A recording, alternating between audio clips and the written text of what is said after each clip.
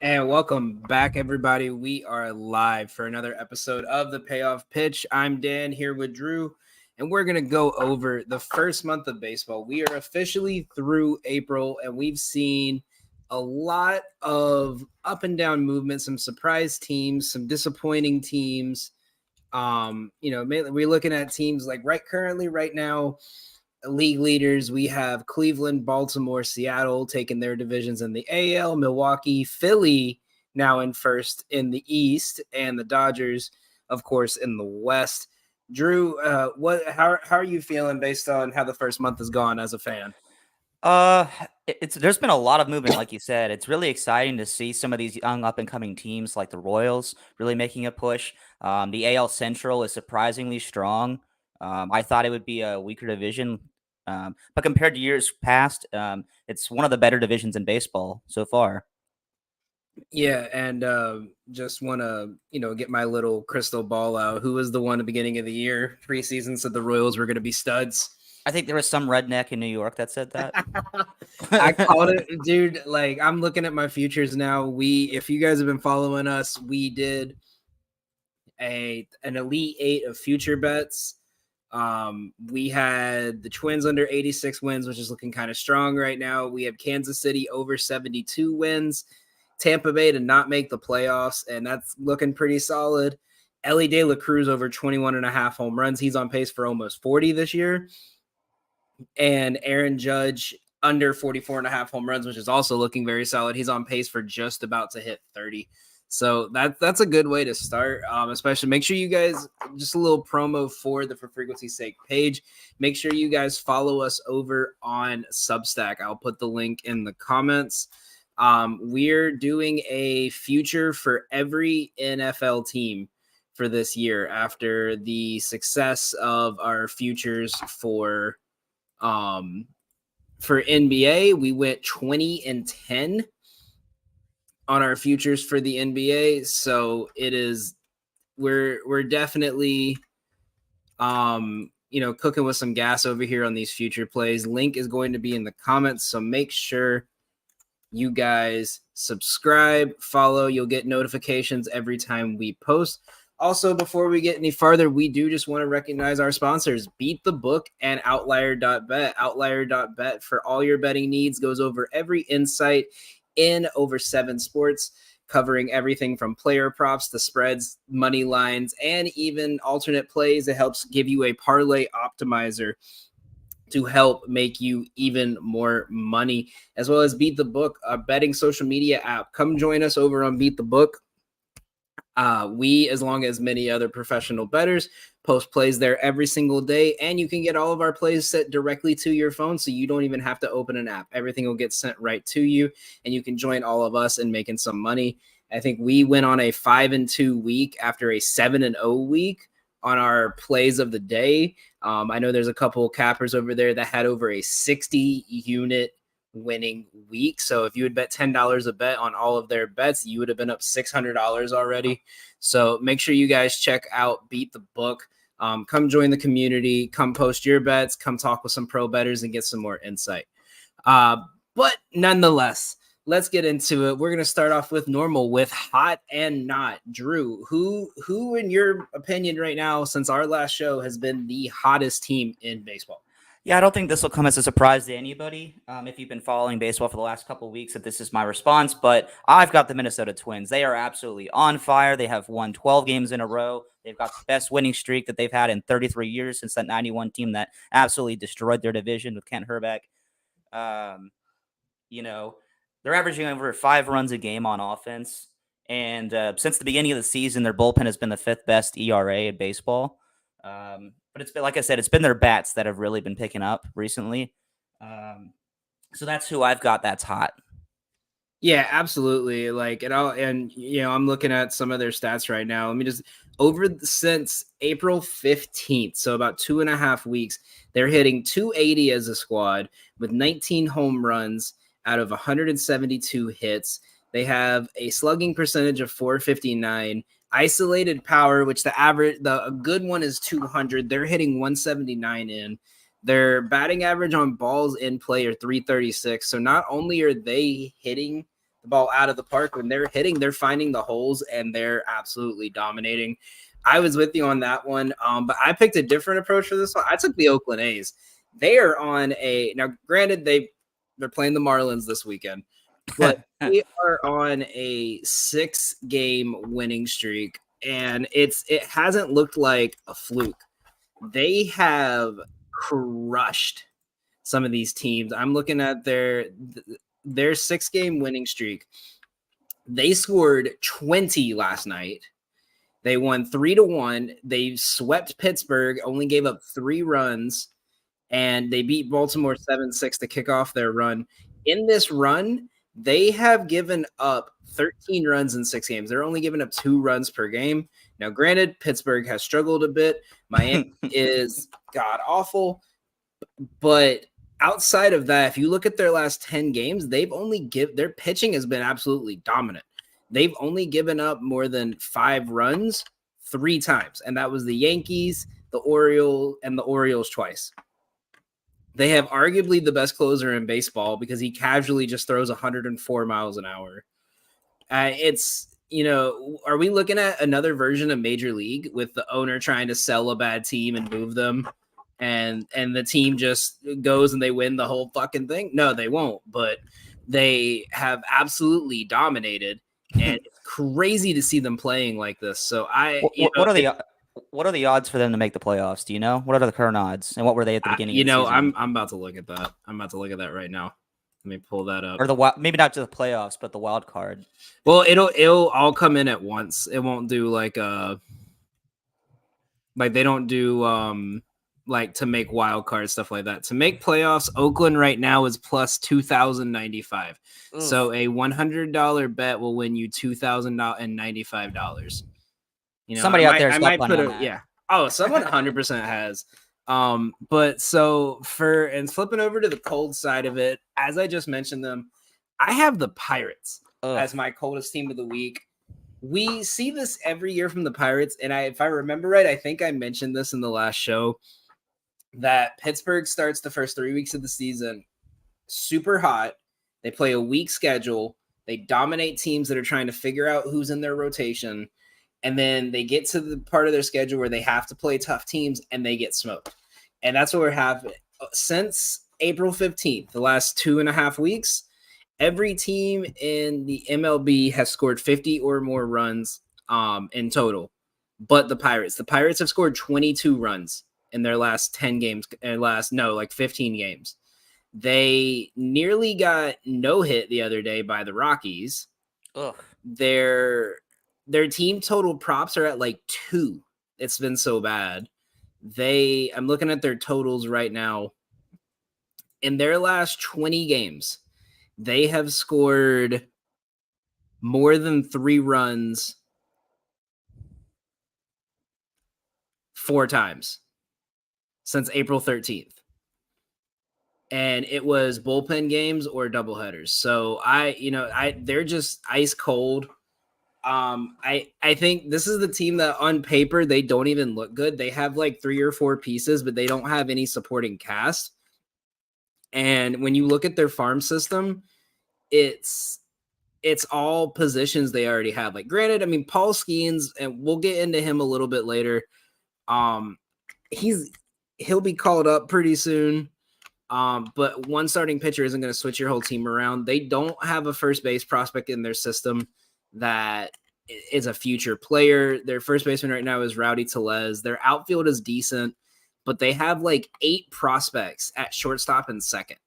And you already have your future middle infield with Tamara Johnson and O'Neal Cruz. So at what point do you start trading these prospects to get some kind of veteran or to get a first base prospect or go to one of these rebuilding teams that, you might be able to finesse them with a couple prospects?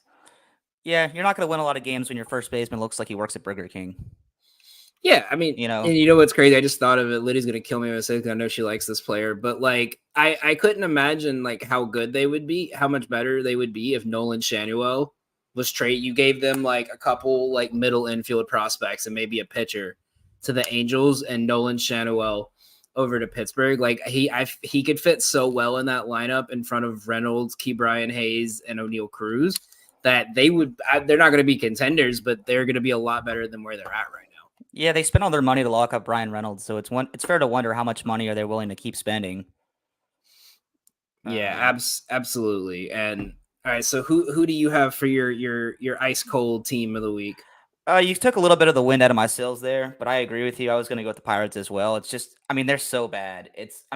I guess you could say the White Sox or the Marlins maybe.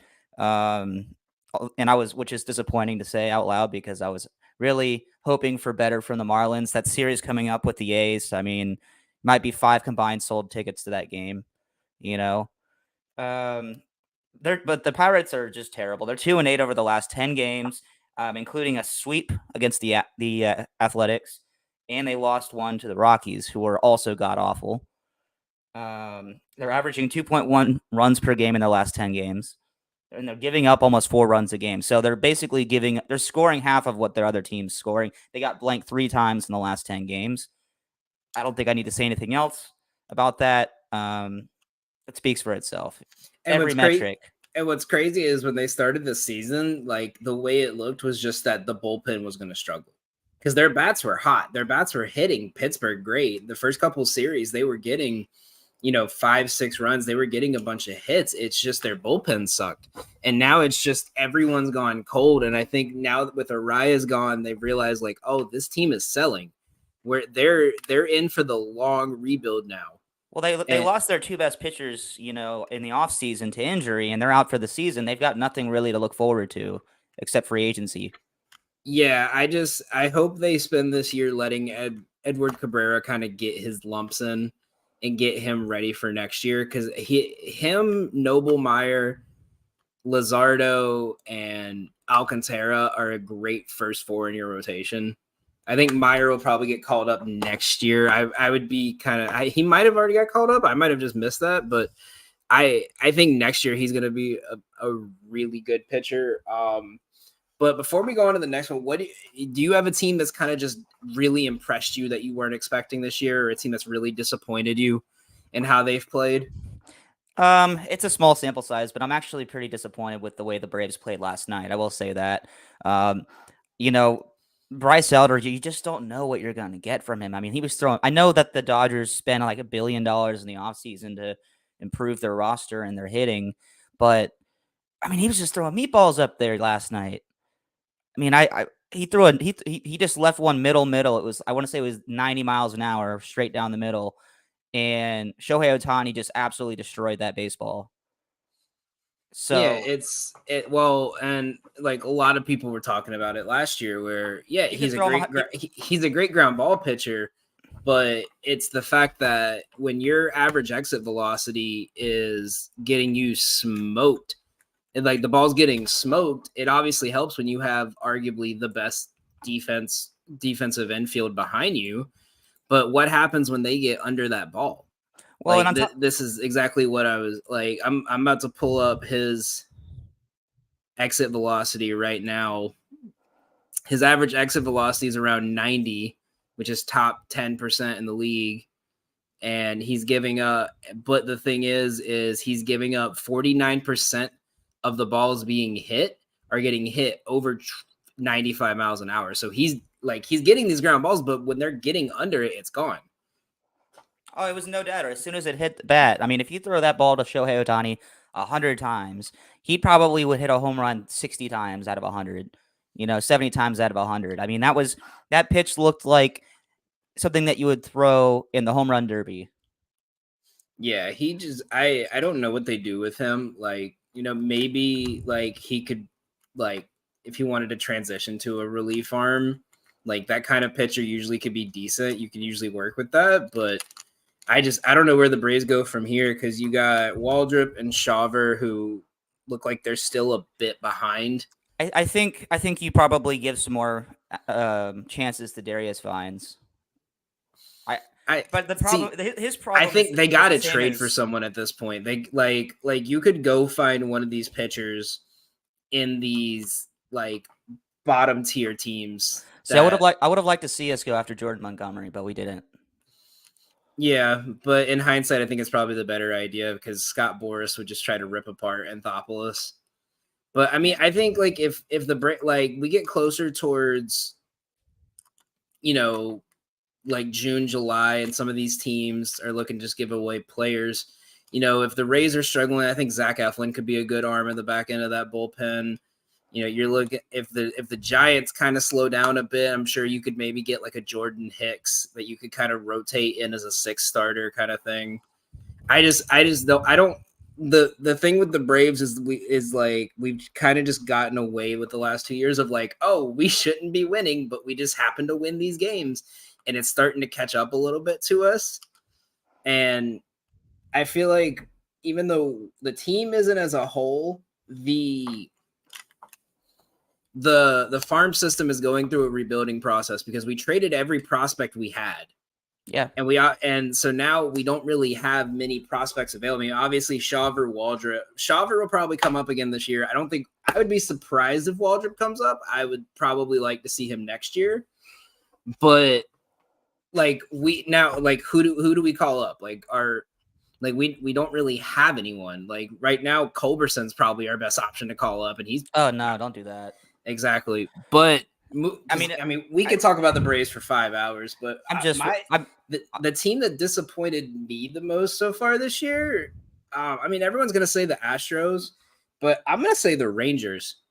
In all honesty, like the Rangers have been fairly disappointing this year to see. I mean, I think you had Seager in your MVP conversation, right? Well, he had the second best odds, at the beginning of the season. Yeah, they're 18 and 16. They're a half a game ahead of the A's right now for the third spot. The A's are 17 and 17, by the way. I forgot to mention that earlier. Well, that division has actually disappointed as a whole. Their hitting is getting a bit better, but like their bats have just been so slow. It just hasn't made it, like not like they're like the one team I think I have not made a single bet on this year because every time I look at their stats and all the trends and everything, it just looks like it's not going to be good. So I want to see what this team does as we get closer to towards the like all-star break and see if maybe they can kick it into high gear. But that's just my opinion on them. I think they'll make a playoff run because Seattle usually kind of falters, but they really worry me this year. Maybe it's a little bit of like a World Series kind of hangover. Yeah, that's what I was thinking. I mean, they're going to have opportunities. They're playing in a. I think like I said, I think we both had better hopes or higher hopes for that division. The Astros are terrible this year. I mean, just terrible. They've got like the fourth worst record in baseball right now, I think, something like that. Well, yeah. Well, the thing with that division is it's been this. It's not like the NL East where we see like, oh, it's these two teams and then this third team might make a push. It's the Astros, Rangers are great. And then the Mariners, maybe they get hot at the right time, maybe they don't. And then the Angels, top 10 team in the league the first month. Mike Trout gets injured. Bottom 5 team. Oh, yeah, we didn't even mention Mike Trout. Yeah, I don't even want to mention it because I'm tired of talking about it. Like, it's every year. It's Mike Trout, MVP level season. Mike Trout now down with the injury. Yeah, I don't know that it's really ethical to bet on somebody getting injured, but I think at this point it's a safe bet. It's like, all right, how much to play under a certain amount of games? What's the over under on how many games Mike Trout will actually play in a given season? But moving on towards we're now a month into the season, and with all the trades, all the free agency moves, we did a winners losers at the beginning of the season. But now that we're a month in, and we've seen some of these guys in action, who are your winners and losers of the free agency market as of May 5th?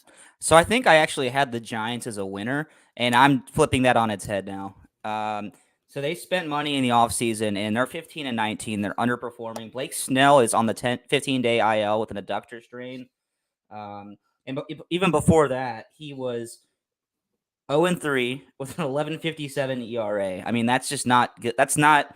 And they just paid him I think it was $26 million guaranteed money for 2 years, and he hasn't played well at all. And Well, on top of that, they the good thing for them is he's on a player option. So if his value goes down because he has a bad year, then they'll at least have him for a second season. I think that's better for Blake Snell because if he doesn't stay healthy, he's like, yeah, I'll take my money. Yeah, exactly. Yeah. He doesn't have a healthy year, signs the option, then has a great year next year with a full bullpen around him. But also they also signed Jorge Soler, right? And he in 119 at bats, he struck out 33 times. That's not what you want when your only job is to hit and you don't hit. That's a problem. He's hitting 202 right now. Yeah, I'm with you on the Giants there. I like Matt Chapman's not been playing well either. It just they like obviously Lee has been a great add-on. I think Jordan Hicks has been a good add-on, but yeah, I think like all these big pieces that everyone was like mainly focused on in the offseason just have not come through yet. So I'm with you on that. My losers was the Angels. For obvious rinse and reasons. I mean, repeat. obviously, not just it's not just the losing Otani. One of the key pieces you brought in this offseason in Aaron Hicks, he's already been DFA'd. So it looks like they're just already saying, you know what, Ron Washington's first year is going to be a 50-win season. Like that's kind of how they're like they didn't bring in anything to the only fill in for the depth issue they had is Miguel Sano behind Rendon. Like that's really it. They haven't Adele is playing great, which I'm happy to see. Their outfield is kind of solidified for the next couple of years between Adele, Trout, and Ward. But at what point do you just say, like, let's get some prospects, let's just bite the bullet and cut Rendon, and I think Rendon would be fine go with that. find someone, just go find someone to play third. Rendon would be fine with that. Like your best two players right now on the field are rookies that you called up 2 weeks after they got drafted. Like the Shanuel was in the minors for a week, and he's their best hitter right now. He had like 35 games in a row he got on base. Like he's a stud. But at what point do you like the big issue they had was defense, and their defense has been fixed a bit with Ron Washington, but it just like you brought in the pitcher you brought in to kind of solidify middle of your rotation, injured to start the season. Your bullpen is so god awful that even the announcers don't know where these guys are coming from. Like Lydia is an Angels fan that she knows everything about the team, and I'll tell her this some guy's pitching, and she just looks at me confused, like, who is this? Like it's bad. But are they having open tryouts? Because I need some money. Dude, they might need to hire Willie Mays Hayes. I'm just gonna pull that. I'm just gonna show up one day to practice. But going to the winner's side, I had a tie. I had between the Brewers and the Cubs. Cubs, obviously, Bellinger was a great re-sign, and Imanaga has been amazing. The Brewers are my focal point because you trade away your ace, knowing your two next best pitchers in Devin Williams and Woodruff are going to be out for the season or majority of the season. You get two good prospects. You have all your young guys come up and are playing amazing. And you sign Rhys Hoskins, who's been a dog to start the year. And you're first in I think they're still first in they're in first by a whole game in the NL Central when everyone thought you were barely going to win 70 games this year. So I think they obviously take the cake. They're a top 10 team in baseball right now. You cut out.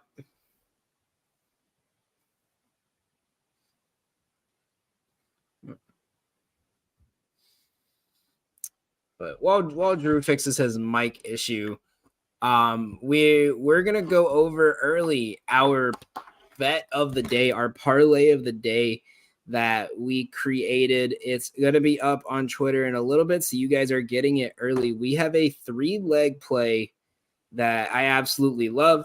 We're taking the Braves to beat the Dodgers, Oakland to beat the Marlins, and Milwaukee to beat the Cubs today. While we're getting him set up, we're gonna break down why we love this play so much.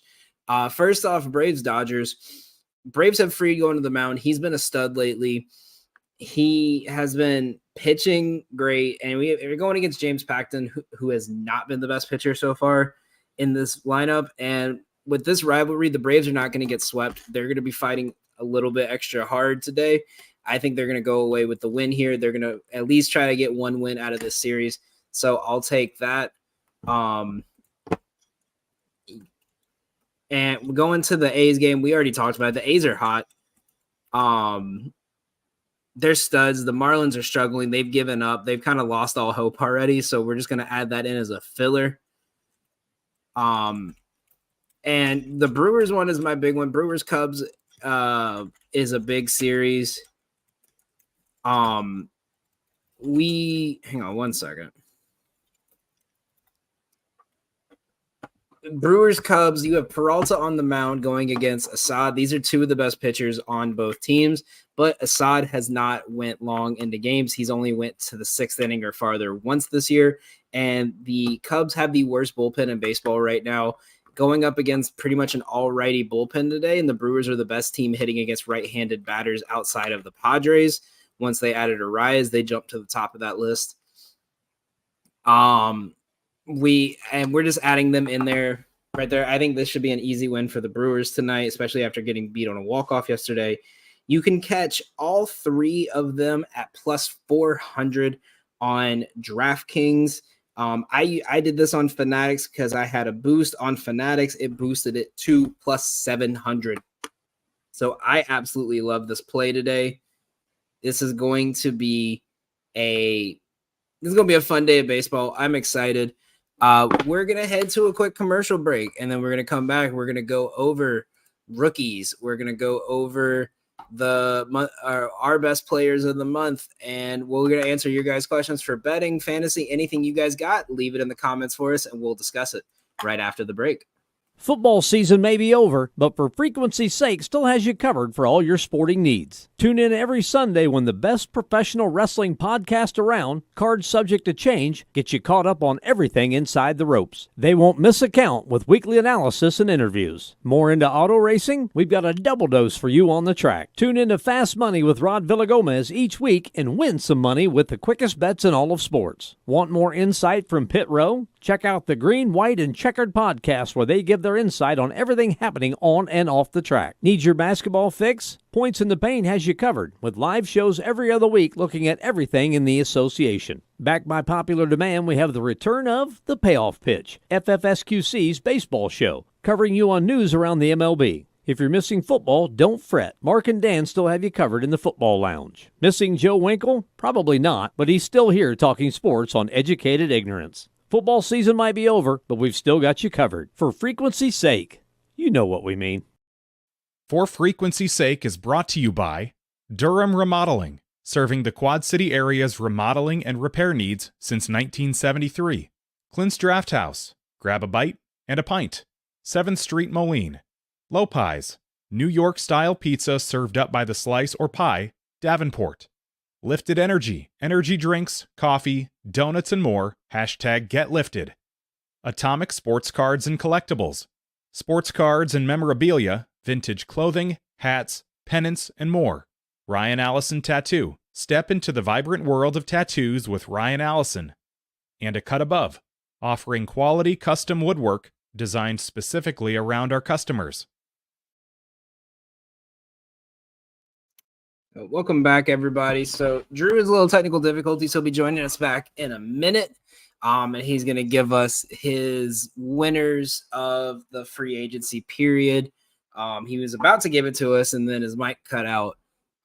So while he's doing that, we're going to go over, the rookies that I've absolutely loved so far this year. Michael Busch is the big one for me. Michael Busch is leading the Cubs in home runs as a rookie. He had 6 in 6 consecutive days. He's been absolutely dominant. He's hitting about 270, and he's kind of been leading this offense I think he was hitting in the 5 hole the other day. He's been great. I'm really excited for him. Perfect. Drew's back. There he is, live from his little prison cell. Give me just a second here to connect to my AirPods. Yeah. So when you come back, give us your before you cut out. You were about to give us your winners of free agency. So who do you got? Yeah. So my winners are. I mean, it's hard not to talk about them. They spent all this money.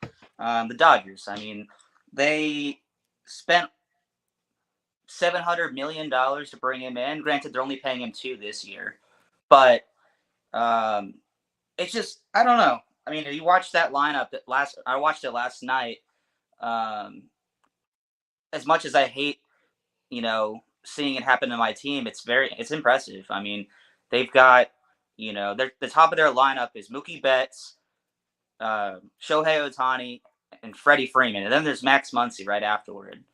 I mean, it's just nasty, And then they signed Tyler Glass now, and he's absolutely still just on fire, lighting it up. I mean, he struck out 10 Braves batters last night, and 7 innings of work. So they're my winners in free agency. You mentioned the Cubs; they're a solid pick as well. I mean, it's hard not to talk about, what they're doing. It's really impressive as well. I mean, that's a really good division too so far. Both Central divisions have been really good. Yeah, definitely. And with the Dodgers, yeah, it's that's the first time I've ever seen a Braves game where the other team was favored at a -200, where it wasn't even bettable. Like that kind of took me by shock. But yeah, that God, they're just so good. It's hard to. I don't even like watching it because it's just like you turn it away for 1 second, they've scored like 10 runs. But the big thing I was looking at actually about them since the wild card era, the team that has had the best record in baseball has only won the World Series 7 times. The Dodgers were one of them, but that was the COVID year and they went 43-17. Since then, in the last decade, since 2014, or I'll go to 2013, you have the Red Sox, the 2013 Red Sox, the 2016 Cubs, and the 2018 Red Sox. The thing with this Dodgers team is it's not their bats. It's if their pitching shows up in the playoffs. Because every year there's some team that just hits them perfectly well and they all start falling apart. Glasnow didn't really pitch that well last year in the playoffs either. So that's going to be a big worry for me. Yeah, I can see that. But, I mean, it kind of makes you wonder, doesn't it? The last couple of years, the Braves won their division, right? And then the Phillies came in as the wild card and took them out. It makes you wonder, is it better? And this is something that it seems kind of silly on its face, but I've heard it mentioned a few times is it better to come in and not win your division in baseball, Because when you win your division, especially the way the Braves won the division last year, where they just kind of ran away with it, they rested guys and things. It makes you wonder, like, baseball players need to play every day, right? Right. Yeah. It makes me worry about a lot of things. You talk about, the Braves have been missing, Sean Murphy basically since the beginning of the season. Now that Darno has cooled off, I don't know what we're gonna get, when he comes back. So if the Dodgers keep in that same vein, if the Dodgers keep playing the way that they are and they just run away with their division, are they going to come into the playoffs cold? So yeah, no, I get. Yeah, I see. I'm at the point where with the wild card and stuff, if they're not going to do 4 teams, they just need to move it to 8 teams. Like, I mean, when you look at it, like this whole bye thing, it works in football because you give them 1 week off, which is a normal bye week. You're given a team that plays pretty much 6 days a week from April. You give them a whole week off, and with the other team in the middle of playing still. That's why we've been seeing these. Like, we might as well just go to 8. Like, if we went to 8 right now, this is how the National League right now would be Philly versus the Mets, Milwaukee versus Cincinnati, Dodgers, San Diego, Atlanta, Chicago. All 8 of those, I mean, maybe not Cincinnati or LA and San Diego, but all 8 of those matchups, I don't see a sweep. Yeah, and just like Vince is saying we could go shorten the season. Like at this point, do the Rendon. Only play one game each. No, I'm kidding. But if you look at both leagues, every team that's like right now, the number 1 versus 8 would be Cleveland versus Boston. We already saw that both teams, they split both of them, both series. One team won Baltimore, Detroit. It would be a good matchup. Seattle, Kansas City would be good. New York, Minnesota would be good. So we might as well go to 8 teams. We might as well go to this and let the make the first round, keep the first round 3 games, second round 5, and then you can make the semifinals or the league championship 7 games each. You could do it that way and it would still get done enough. And it would make it go longer. It would bring in more revenue. It'd bring more fans in. It would be more fun to watch, in my opinion. Because imagine seeing like an 8 seed Boston take out Cleveland in the first round and then have to face a Baltimore or a Seattle, like teams that they played well in the regular season. It would be fun to me. I would love to see it. But, baseball's not about fun, as they've said multiple times.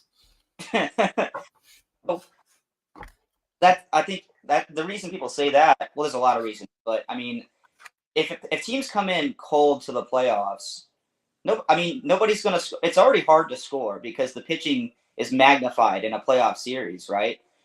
But you're further reducing the potential for offense, which is really what gets people excited. Most people now, a lot of traditionalists may be, they want to see the starter go 9 innings and throw 110 pitches, but that's not what the younger generation wants. They want offense. Yeah, those older fans also want a pitcher to come up and bunt every 3 innings. Yeah, that's true. Like, remember, I saw something the other day. Someone said, remember when pitchers used to just go up there and strike out on 3 pitches, and people would say it's not hurting the game. Like it. I want to go back to the 8 game. I want to go to an 8-team format so bad. Like I have so many opinions on baseball rules that need to be changed, and I'm confident I would definitely do better than Rob Manfred. I would stake a lot of money on that I could make the game better than Rob Manfred. So, but I'm just a degenerate gambler. That's all me. He's already announced he's stepping away from the game after his term is up. Oh, we're gonna throw a parade for that. Like no more World Series parades. We're only throwing we're gonna throw a Manfred retirement parade and just throw him into the ocean. Hell, I'll drive him. But moving on, let's go over the rookie watch. Drew, what couple rookies caught your eye so far? First month of the season. So there's definitely one that's impressed me. We talked about the Cubs a little bit already. Michael Busch. I literally just said that one too when you were off air.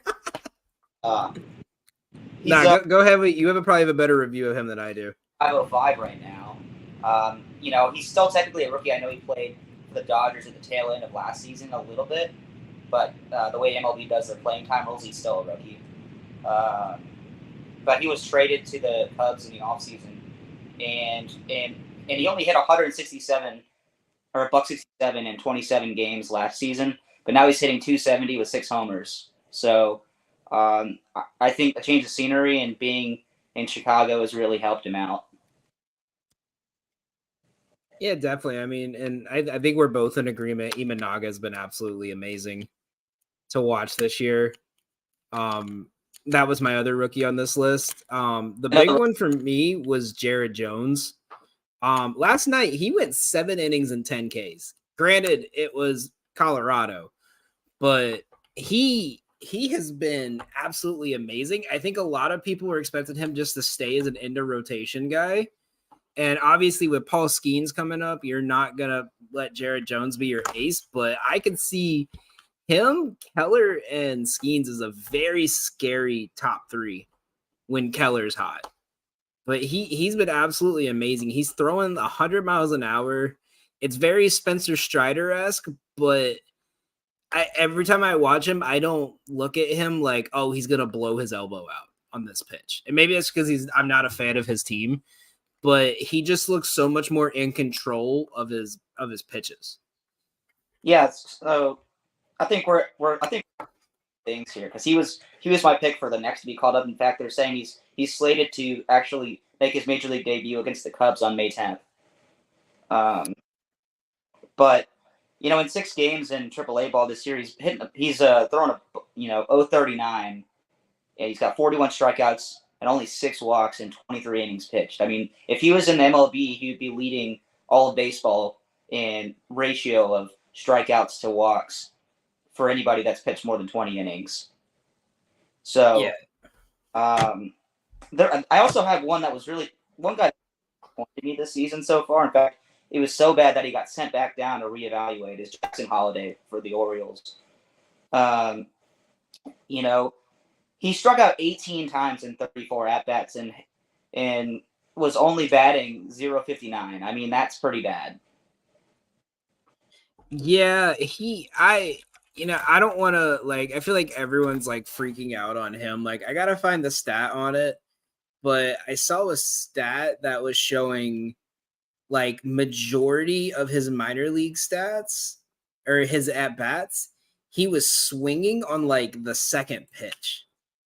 And obviously it's different when okay, if this guy's throwing me a ball over the plate, I can smash it versus you get to the pros and they know, oh, he's swinging on the second pitch. So just throw him 2 balls and you're going to be down 0-2. And I don't think there's cause to worry. I think he just had all this hype around him and everyone was so excited and he had a bad pitching matchup.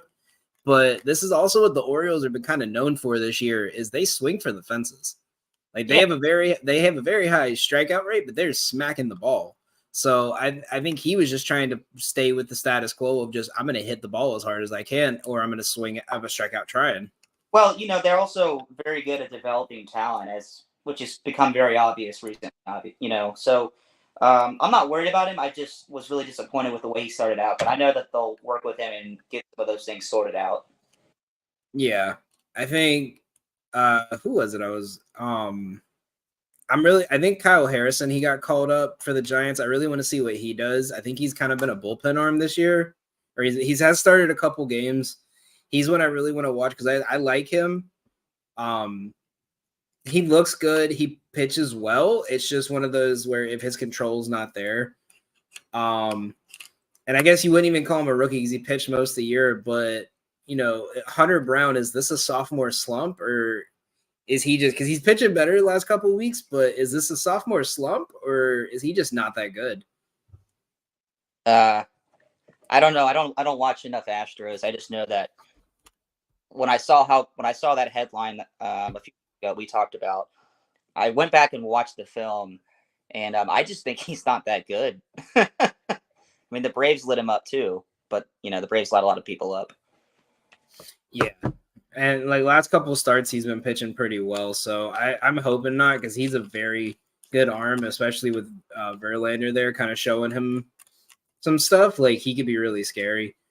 But going on, we're in our final segment, the monthly award time. Drew, who is your monthly MVP? Yeah, I went with another Dodger. It's going to be Mookie Betts. I think he's running away with the National League MVP right now. Last year, it was down to the wire between him and Acuna, or at least that's what the narrative was. We all know that Acuna deserved to win that MVP, as evidenced by the unanimous, voting last year. But this year, Acuna's kind of having a down year, or at least by his standards, he's having a down year. He's still only got 2 home runs, although it does look like he's getting it together a little bit. But Mookie Betts is hitting .360 right now, and his average actually went down yesterday because he was batting over .370. And he's got 27 RBIs, 27 walks, and only 16 strikeouts. He's got 6 home runs and 8 stolen bases. Right now, he's on pace for 30-30 season. So yeah, I mean, when you have Ohtani and Freeman hitting behind you, I wouldn't be too worried about swinging. I'd be a little bit more relaxed at the plate too. Yeah. I like that. I picked Gunnar Henderson. Gunnar Henderson is a stud. He went from Rookie of the Year conversation to MVP in less than 6 months. That's crazy. He's leading the league in home runs. every ball he hits, it just looks like it's gonna be a home run. Like I'm looking at some of his stuff right now. His average exit velocity is 95 miles an hour. He's currently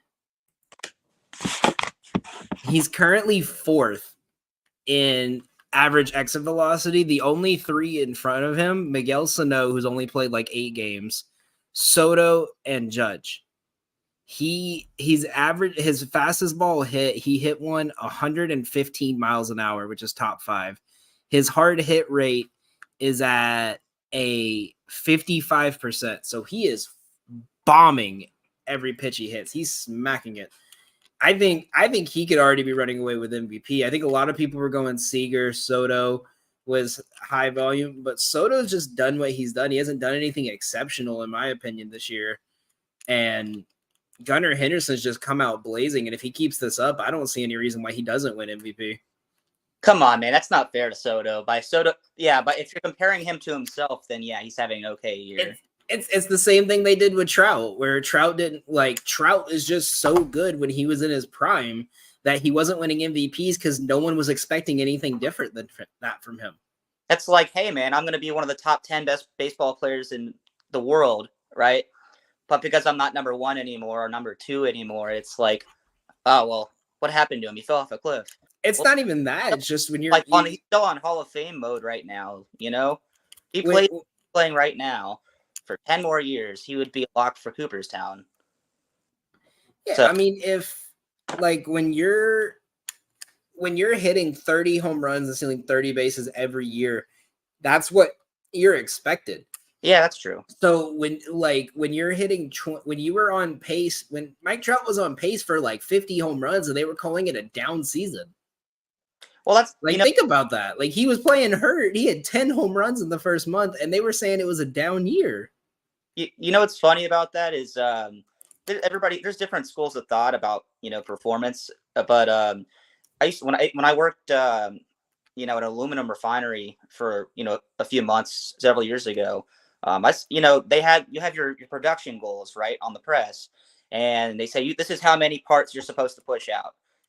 And of course, if you really bust your ass, you can basically double up the goal. I set production records to the point where like the guy I was working with is like, bro, don't show them that we can do this or they're going to raise the goal.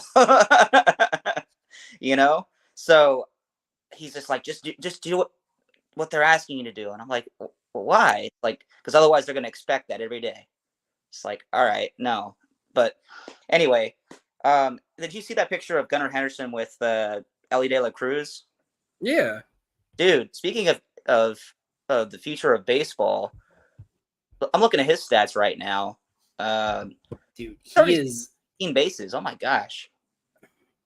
How many was it? He's already stolen 19 bases. Yeah, dude, it's very Ricky Henderson. Like, when he gets on base, they know he's going. They just can't stop it. What were the odds for him at the beginning of the season to lead the MLB in stolen bases at the end of the season? It was probably around like right. Acuna was the leader. I know that because you had Esteury Ruiz, then you had Mookie Betts and Acuna, then De La Cruz. I don't think either of us picked De La Cruz, did we? For to lead stolen bases? Yeah. No, because the thing with him was he just had trouble getting on base last year. Yeah, and he was swinging too hard. His on base percentage is at 381 right now. Yeah, he's playing. Honestly, I think he's someone that if it was the same thing last year. He started out good and then it hit summertime and he just couldn't hit whatsoever. So that's the thing to wonder, if he can keep this pace up, I think he could be in an MVP conversation the way he's playing this year too. Yeah. But the problem is he's in the same league as Mookie Betts, and this is his award to lose right now. Yeah. I think he's running away with it, which is scary. That's the crazy thing about how good the National League is that you have a guy you have a second-year player who's on pace for like 40 home runs and 60 stolen bases, hitting over 300, and has not made on pace for like 2 defensive errors for the whole season, and he's not even an MVP candidate. or he's not even going to be. I don't see Ellie De La Cruz like making it as an MVP candidate. And I think he's still only 21 or 22 years old. Exactly. I think someone said the other day, he's what everyone thought O'Neal Cruz was going to be. Yeah. Which, granted, he's been hurt for a lot of his MLB time. So, but I mean, O'Neal's still a good player, but yeah, the NL Central is just filled with 6'7" Dominicans. What are they eating down there? Crazy. I don't know. I gotta ask my friend. But moving on to Cy Young, who do you got for your first month of the season Cy Young Award winner? So I'm gonna keep pounding this drum until I break through it. Tyler Glasnow. I mean, I don't know how I can pick anybody else right now. You know, he's got a 2.70 ERA. So right now he's got a career best ERA. He's 6-1. He's got 63 strikeouts.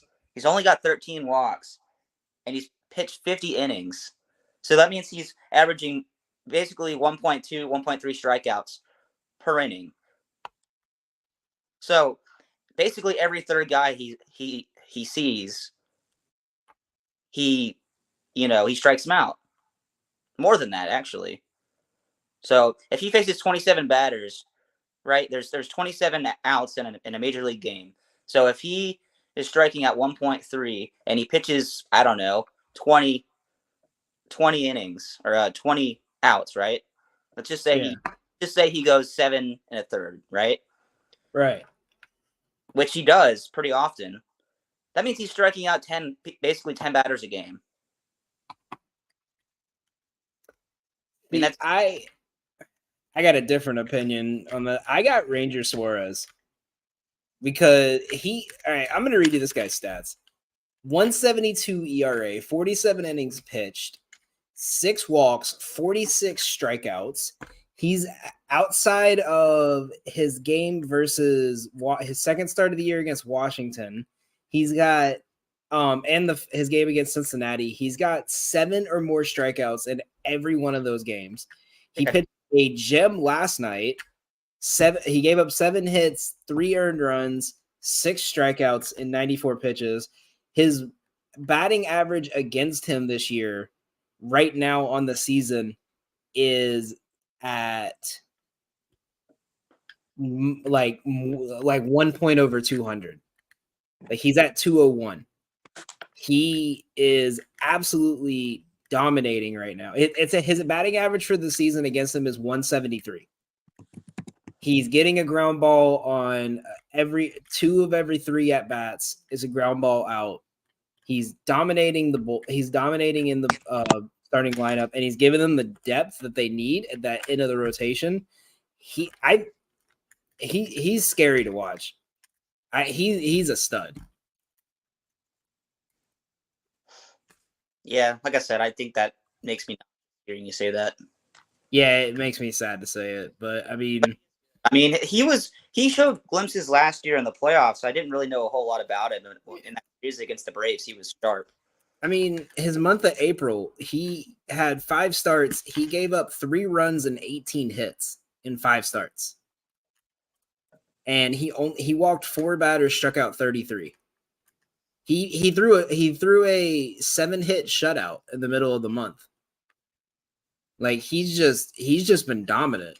And I think that's the scary thing is everyone thought Zach Wheeler and Nola were going to be running this rotation, and it's Ranger Suarez. At this point, I think you kind of get what you get from Nola. I mean, he had pretty close to a 5 ERA last year. I think. You know. Yeah, but he was great in the playoffs, and I think that's what they're more worried about. He's also kind of old now. Yeah, but so is Chris Sale, and we've been trying to hype him up for weeks. Yeah, but Aaron Nola is not even on this. Like prime Aaron Nola and prime Chris Sale aren't even in the same conversation. No. I get it. Yeah. Which I'm excited because this week, Chris Sale's pitching against Boston, so that's going to be fun to watch. We're gonna see. Vaughn Grissom's on the IL, so he's not going to be there. But oh god, I just realized we're going to the Mets game on Saturday when they play the Braves, and I think we got Elder pitching that day. So that's not going to be pretty. I think it's going to be Elder versus Quintana. That's going to be an ugly game to watch. Is Vince going with you? No. It's just me and Lydia.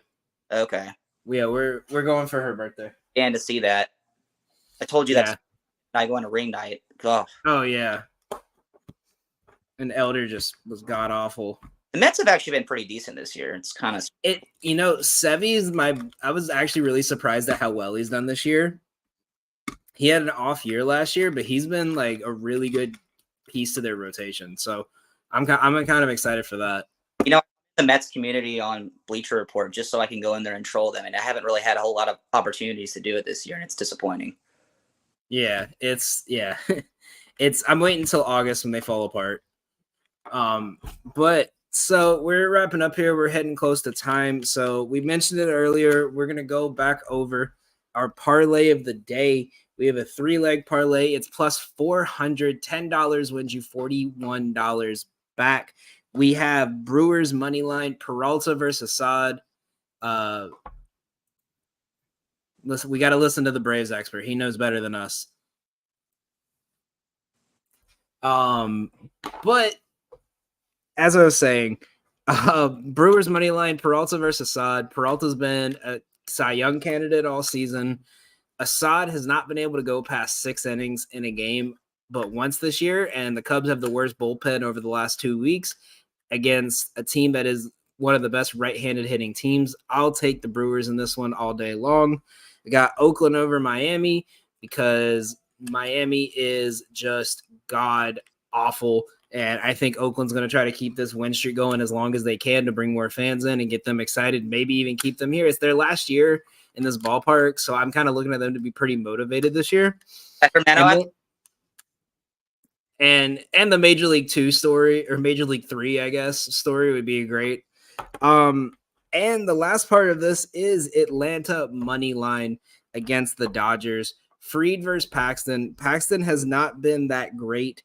All key trends kind of show that the Braves have not been the best against lefties, but the ones that have won against Paxton are hitting better against him than they had on average versus lefties. Versus a team in the Dodgers that Fried has pitched pretty well against in his career. There's not many players on this team that have kind of a positive batting average differential against them outside of Muncy, and that's too small of a sample size to look at. I mean, if you look at it, Betts and Will Smith are both like 1 for 12 against him. The only other one that has like decent is like Teoscar Hernandez, but he's had 3 plate appearances against him. I think the Braves are not going to go down 3-0 to a division rival. They're not going to get swept in LA. I think they're going to at least take one here with Fried on the mound. They have a lot of motivation to win this game before they have a day off on Monday. So I look for them to finish this road trip with a win. That parlay on FanDuel right now is plus 417. You can get it on BetMGM at 420. I did it on Fanatics Sportsbook, and I used my 50% profit boost that they're giving out right now for the NBA playoffs. If you guys are Fanatics users, you could use that and get this over plus 700. And it is going to be an amazing end of the week for us. Thank you guys all for watching. Well, I guess before we should end it, Drew, what's your thoughts on that play? I mean, I like the Braves money line, and I really hope that it hits because, I mean, those two teams do not like each other. Last night was brutal to see, but I think tonight's going to be a rock fight. Yeah, I'm surprised this game isn't the Sunday night game. It should be honest with you. I mean, the Giants one looks good, but I'm really shocked that this isn't. Braves need a big win here after kind of the weird week they've had on the road. I feel like whenever they go to the West Coast, they never really play the best. Because remember last year they got swept by the A's. I don't know, man. It's a Sunday day game, and those aren't their best either. Yeah, it's one of those they go from like Atlanta to straight to like the next day in the West Coast, and then like their whole road trip's weird because they've done like last 3 years. I feel like it's how it's been, but. Nevertheless, that will be it for us. Thank you guys all for watching the Payoff Pitch. If you guys want more bets from us and the rest of the For Frequency Sake community, we had Kentucky Derby bets yesterday. We have NASCAR bets for tonight. We have some NBA bets coming out. We have NHL. We even have WNBA stuff coming out pretty soon as me and our COO, Doug Green, are going to be running a WNBA show every Sunday. That's going to come right after the payoff pitch. So make sure you guys check that out as we watch Caitlin Clark and the rest of whoever. But if you guys want more bets from us, make sure you guys follow us on Twitter and on Beat the Book. We have a VIP service. For $1 a day, you can get all of our picks directly sent to you. We are up over 15 units to start the month, and we're absolutely crushing bets. Let's keep the money going. Thank you guys all for tuning in. Hope everyone has a great end of your week. Let's get some money. Let's hope our teams win. Unless you're a Dodgers fan, I hope your team loses terribly and your whole fan base cries. Thank you guys for watching. Thank you guys for watching. Have a good one.